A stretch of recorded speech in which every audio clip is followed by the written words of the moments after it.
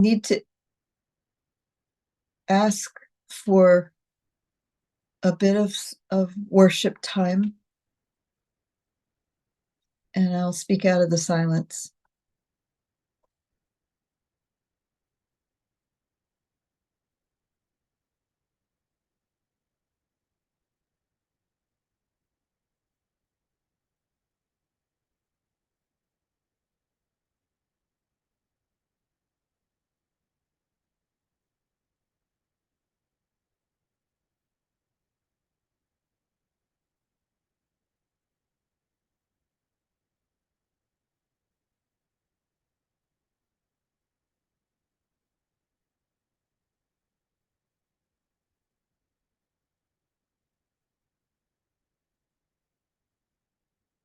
I'll start by introducing myself. My name is Sheila Garrett, and I'm a member of Putney Friends Meeting in Vermont. And some of you I know and have known for a number of years. um, by the whole notion of public ministry is a mystery to me. I'm not um, I'm not involved professionally in any way. I'm probably best known because I walked from Hartford, Connecticut to Georgia, and I don't know it. Ashley, I think we had met at the Lyman Fund before that, so but I did get to connect with Ashley then. That was really wonderful. Um, this story, I wasn't planning to tell a story. I didn't even see the emails inviting people to do it because I'm in between living situations right now. But today I decided I'm going to be adventurous. I'm going to look on my phone because that's all I had with me, sitting in the co-op, the food co-op in Keene, New Hampshire. And I thought, I'm going to see if I can check my emails. I know other people can do that. And there was this invitation. So then I thought, oh, do I have a story? And I realized that the story that came to me was one that happened just within the past 2 days. So I haven't prepared this. This is completely off the cuff. And I do want to introduce it by saying that there is reference to sexual violence. So if anybody wants to take a break, this is going to be a really short story. But if you want to take a break because you think you might be triggered, there won't be any. The story is not about that, but it does involve someone who's incarcerated for child sexual abuse.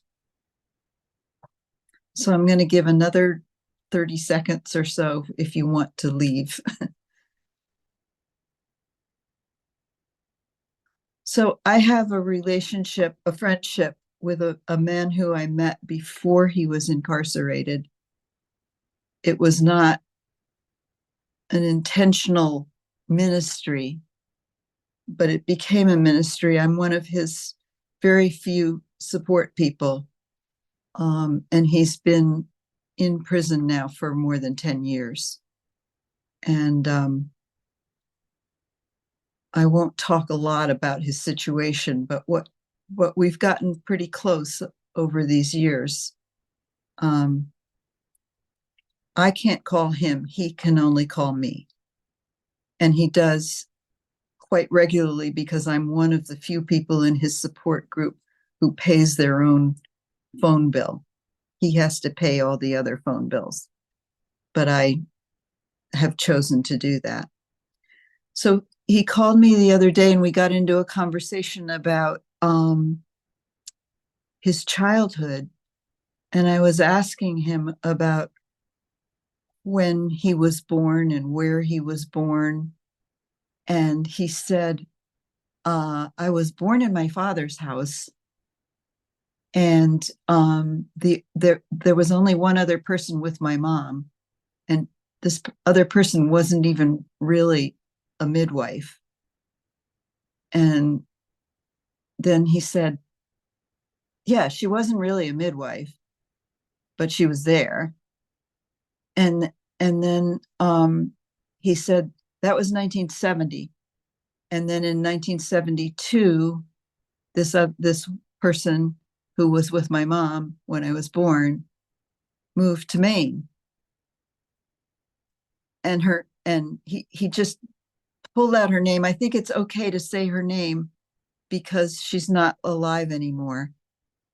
I suppose it might get back to other people, but anyway, he said, yeah, Helen Bateman.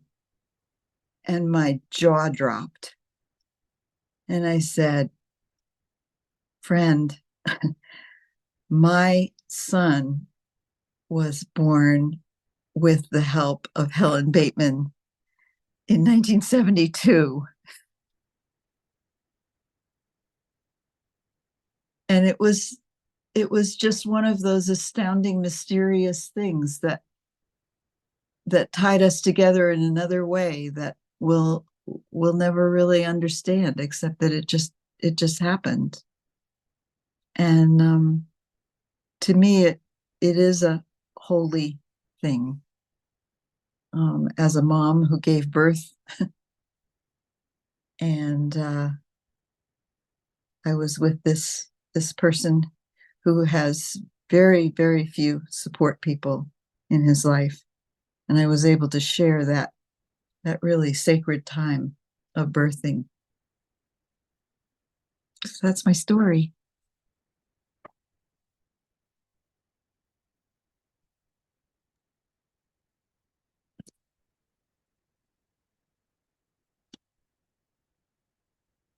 I really appreciate you, Sheila. Thank you so much for sharing and letting us in on that recent story. Very fresh. Thank you.